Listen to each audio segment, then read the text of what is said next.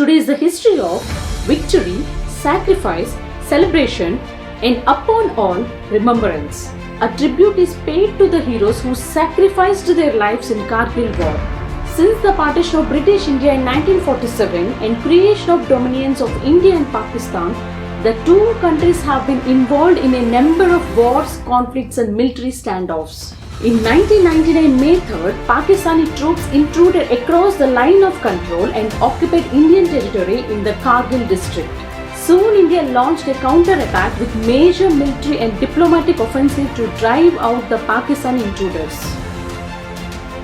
After 2 months, 3 weeks and 2 days, after shedding so much of blood, after sacrificing many lives, 75 to 80% of the Kargil area came under the control of Indian troops.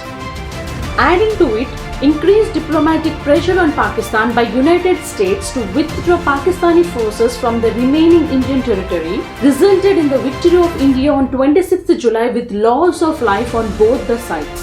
Pakistan denied to take back their own soldiers who sacrificed their lives. Later, they were buried on Indian soil. Kargil War became the first live war in South Asia. The Kargil news stories and war footage were often telecasted live on TV. Kargil War is also known as Operation Vijay in India.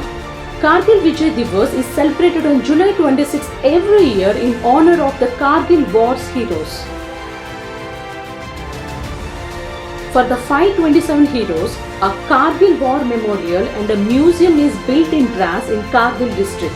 The names of the soldiers and a poem Pushpaki Abhilasha by Makanlal Chaturvedi is inscribed on the memorial wall. Every year, flag is hoisted at Dras and at Amar Jawan Jyoti at India Gate, where the Prime Minister pays homage to the soldiers. This is the story every Indian should know.